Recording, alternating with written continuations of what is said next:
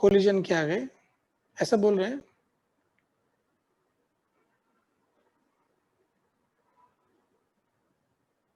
कुछ लोग कह रहे हैं आ गए, कुछ कह रहे हैं कि नहीं आए। देखो, कोलिजन के नाम से अगर सिर्फ मोमेंटम कंजर्वेशन लगाना है तब तो उसका कोई दिक्कत नहीं है। अगर कोलिजन की कोई जानकारी यूज हो रही तो बात अलग है। ठीक है,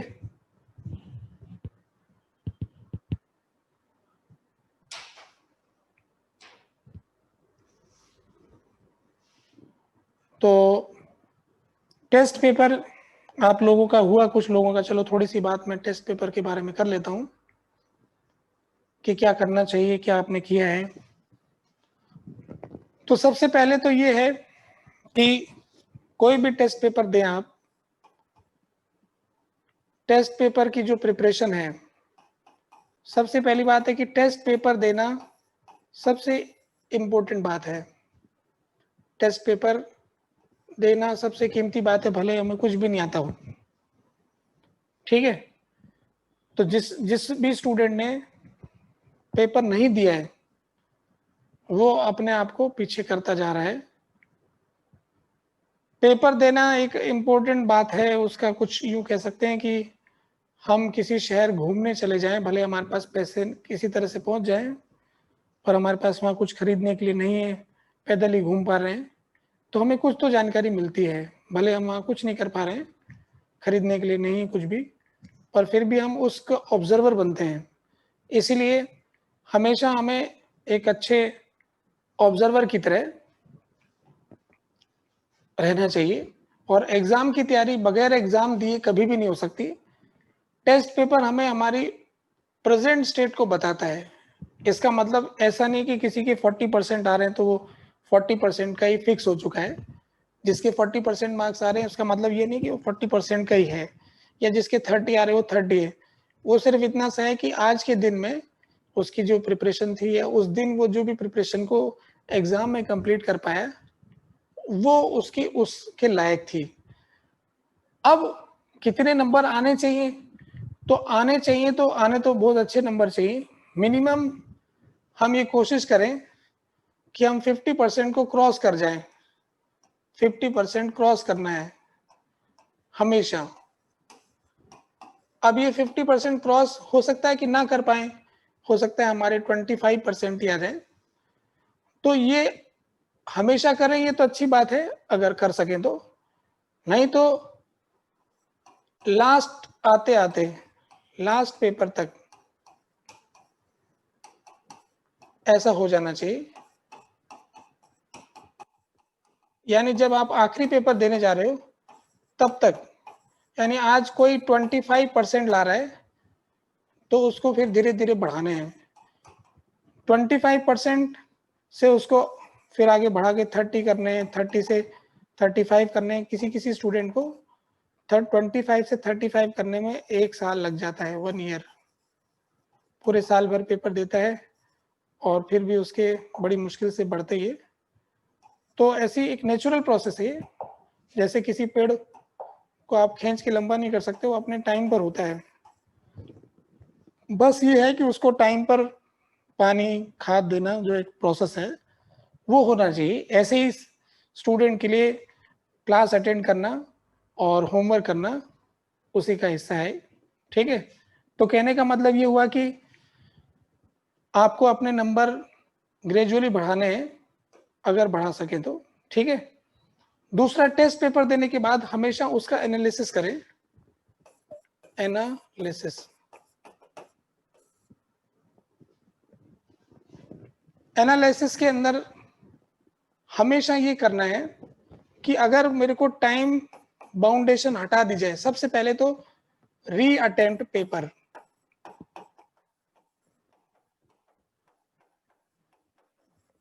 विदाउट टाइम बार,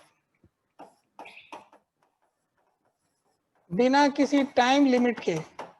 बस आपको किसी से मदद नहीं लेनी, कोई से सॉल्यूशन नहीं देखना है, आंसर नहीं देखना है, बस दोबारा से अटेम्प्ट करना है विदाउट टाइम लिमिट। कि अगर आपके पास टाइम की कोई लिमिट ना हो तो क्या कर सकते हो, आपको पता लग जाएगा। इससे आपको ये भी पता लगेगा कि कितना एक्स्ट्रा टाइम आपको चाहिए, यानी स्पीड की कितनी जरूरत है। फिर आपको ये भी पता लगेगा कि कौन से ऐसे सवाल थे जो आपने छोड़ दिए जो कि बहुत इजी थे, अगर उन्हें कर लेते। कौन से ऐसे खराब सवाल थे जिन पे हाथ लगा करके टाइम खराब कर लिया। ऐसा आपको पता लगेगा जब आप एनालिसिस करेंगे। तो आप इसका एनालिसिस कर सकते हो कि क्यों नंबर नहीं आए। तो जो भी नंबर कटे हैं उसको आप अलग करके देखो कि इसमें से नंबर क्यों कटे। उसको आप टॉपिक वाइज सेपरेट कर सकते हो, टॉपिक वाइज और कैटेगरी वाइज। जैसे अगर सिंगल करेक्ट, मल्टीपल करेक्ट, उस कैटेगरी में भी जा सकते हो कि भी इस तरह के क्वेश्चन मुझसे नहीं होते, इंटीजर टाइप।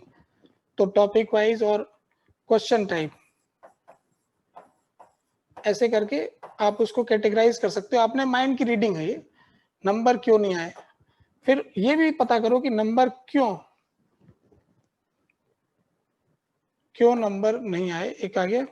एक और ये कर सकते हैं कि क्यों नंबर आए, किसी भी क्वेश्चन में क्यों नंबर मिल गया। तो आपको इसका एक कारण मिलेगा कि भाई इसका होमवर्क कर रखा था, इसका फॉर्मूला पता था, ये क्लास से मिलता जुलता था। ऐसे कोई ना कोई कारण मिल जाएगा। फिर गलती क्या हुई, कहाँ मिस्टेक्स क्या क्या हुई, उसको अपन आइडेंटिफाई करेंगे। मिस्टेक्स के अंदर जैसे कैलकुलेशन मिस्टेक, फॉर्मूले में गलती हो गई, फॉर्मूला मिस्टेक। ऐसे ही आपने रीडिंग मिस्टेक, कोई पेपर में सवाल गलत पढ़ लिया, सब आता था पर पूछा कुछ और था, निकाल कुछ और दिया। ऐसे बहुत तरह की गलतियां होती है, वो गलती आप ढूंढ सकते हैं। आपको ढूंढना चाहिए, पता लग जाता है। जैसे किसी किसी स्टूडेंट के कहना है कि सेकंड पेपर हमारा खराब हो रहा है, तो इसमें एक एनर्जी और स्टेमिना का भी रोल आता है कि सेकंड पेपर देने जाते हैं तब तक माइंड उलझा रहता है, दूसरा पेपर दे नहीं पाते हैं।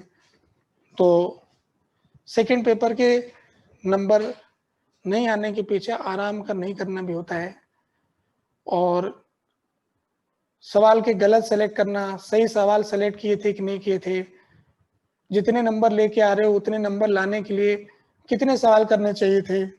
ऐसा करके छोटे छोटे से एनालिसिस होते हैं। और ये ऐसी चीज है जिसमें आपको कोई मदद नहीं कर सकता, आप खुद ही कर सकते हैं कि आपने क्या किया था, किस में टाइम लगाया था। टाइम का भी एनालिसिस कर सकते हो कि टाइम वाइज किस जगह मैंने कम टाइम में नंबर प्राप्त कर लिए और किस जगह मुझे ज्यादा टाइम लग गया। तो ये जो स्टडी है ये आपको अगले किसी पेपर के बारे में और अच्छी जानकारी देगी कि आप इस तरह के सवाल फटाफट करते हैं, आपकी एक्यूरेसी रहती है। ठीक है। तो अपना एक एनालिसिस की कॉपी बना लो और एनालिसिस की कॉपी बना करके हर बार पेपर का एनालिसिस करो। पढ़ाई करना एकदम साइंटिफिक प्रोसेस है। खासकर फिजिक्स, केमिस्ट्री, मैथ्स के अंदर तीनों के नंबर प्राप्त करने के तरीकों में थोड़ा थोड़ा अंतर है। केमिस्ट्री काफी हद तक रट के, मतलब उसका 50% पार्ट रट करके नंबर लाए जा सकते हैं। मैथमेटिक्स खूब सारे सवाल करके, प्रैक्टिस करके नंबर लाए जा सकते हैं। परंतु फिजिक्स जब तक किसी को किसी के बराबर क्यों किया जा रहा है, कोई चीज कैसे मानी जा रही है, कौन सी चीज किससे कनेक्टेड है, ये सब बातें जब तक क्लियर नहीं होगी तब तक सिर्फ नोट करने से फिजिक्स नहीं सीखी जा सकती है। सॉल्व एग्जाम्पल की किताब खूब सारी पढ़ी है, उसके नोट्स कॉपी कर करके आप जब तक आप खुद अंदर से नहीं बता पाओगे कि भाई यहाँ पर माइनस साइन क्यों आया है, तो तब तक फिजिक्स नहीं सीख सकती। फिजिक्स सीखने का मेन ही पॉइंट है, जैसे मैंने 5 बातें पहले ही बता रखी फिजिक्स सीखने के लिए। उसमें से मैंने एक बताया, सबसे पहले डेफिनेशन होता है, दूसरे नंबर पे फॉर्मूला होता है, तीसरे नंबर पे एक स्टेटमेंट होता है, चौथे नंबर पे एक प्रोसेस होता है। ऐसे ही फॉर्मूला, लॉ, प्रोसेस, स्टेटमेंट, ये चीजें हमें रटनी है। फिर उसको एग्जाम्पल्स में अप्लाई कर करके देखनी है कि हम कैसे अप्लाई करते हैं। ठीक है। अब इस तरह का आप एनालिसिस आप अपनी तरफ से करें, लगातार करते रहें और धीरे धीरे आपके नंबर बढ़ेंगे। कभी 5 नंबर फिर और बढ़ते जाएंगे, समय के साथ बढ़ते जाएंगे। चिंता ना करें, जो हमारे हाथ में पॉजिटिव है। मैंने तो इस चीज को देखा है कि एक टाइम पर हमें बहुत कम आता है, पर हमें जितना आता है उसका विश्वास रहता है तो हम बहुत कुछ सीखते रहते हैं। अगर हमें विश्वास रहेगा तो हम आगे बढ़ते रहेंगे, भले हमें थोड़ा ही आता होगा। अगर हमें बहुत कुछ भी आता है और फिर भी हमारा विश्वास खो जाता है तो हम बहुत कुछ खो जाते हैं। इसलिए मेरा मानना है कि हम जो स्पष्ट चीज है कि ये मुझे आती है, ये एकदम सही है, ये मुझे नहीं आती है, ये ज्यादा अच्छी बात है, बजाय कि इमोशनल होने के कि मैं क्या करूं, मुझसे कुछ नहीं होता है। इस तरह से नहीं सोचना है, बस कि ये मैंने गलत किया है इसलिए मेरा गलत हो गया, ये मैं जानता नहीं था इसलिए मुझसे गलती हो गई, अब मैं जान गया हूं, अब मैं कर लूंगा। ठीक है। तो रिवीजन करने के बारे में भी कई बार बच्चे पूछते रहते हैं कि क्या कैसे करें रिवीजन। तो पहली बात तो है कि सबसे पहले कोई भी चैप्टर कंप्लीट करते हो और फिर उसके सारे सवाल कंप्लीट करते हो, जैसे मान लेते हैं कि सर्कुलर मोशन अपना कंप्लीट हो गया है, तो सर्कुलर मोशन चैप्टर के अंदर आप अपने कंक्लूजन बना लो कि भी हमने जितने भी सवाल किए उनमें क्या क्या बातें थी, कौन से फॉर्मूले बार बार इस्तेमाल हो रहे थे, कौन से सवाल अच्छे थे। ये उस चैप्टर के एंड होते होते उसे कंक्लूड कर लो। फिर उसके बाद जब कुछ समय बीत जाता है, जब आप रिवाइज करना चाहते हो, तो खाली पेपर लेकर अपनी तरफ से रिवाइज करो कि सेंटर ऑफ मास चैप्टर में कौन कौन से फॉर्मूले हैं और कौन कौन सी डेफिनेशन है, कौन सा इंपॉर्टेंट स्टेटमेंट है जो मेरे सवाल करने में मदद करते हैं। फिर अपने नोट्स के पन्ने पलट के देखो और फिर कुछ सेलेक्टेड क्वेश्चंस करो। ये रिवाइज करने का बात है। ठीक है। एडवांस का पेपर कल जो हुआ है वो मेरे हिसाब से तो फिजिक्स का तो उसमें टफ ही पेपर आया है इस बार का जो पेपर हुआ है। मैं तो अभी उसके सॉल्यूशन बना के आया था, अभी तक तो सोया नहीं हूँ, अब आपकी क्लास के बाद जाके सोऊंगा, है ना। तो कहने का मतलब ये है कि एडवांस का पेपर जिस तरह का आया है उसमें क्रिएटिविटी है पेपर बनाने वाले की, और एडवांस का पेपर हमेशा ऐसे ही होता है लगभग। और अभी जो पैटर्न चल रहा है एडवांस का, अगर हम उसमें अच्छे नंबर लाना चाहते हैं तो जैसे इस बार का पैटर्न है उसमें से एक्चुअल में मैं यूँ मान लो कि सब्जेक्टिव से भी कठिन हो रहा है, क्योंकि इन्होंने इंटीजर टाइप क्वेश्चन दे रखे हैं जिनके आंसर डेसिमल में आते हैं। ये कहते हैं कि आप तो 2 डेसिमल में आंसर लिख दो, तो कुल मिला के तो सब्जेक्टिव क्वेश्चन ही हो गया, आप तो हमसे सिर्फ आंसर ही मांग रहे हो, और 2 डेसिमल में कुछ गलती कर देंगे तो सारे नंबर छीन लोगे। और दूसरा पॉइंट ये है कि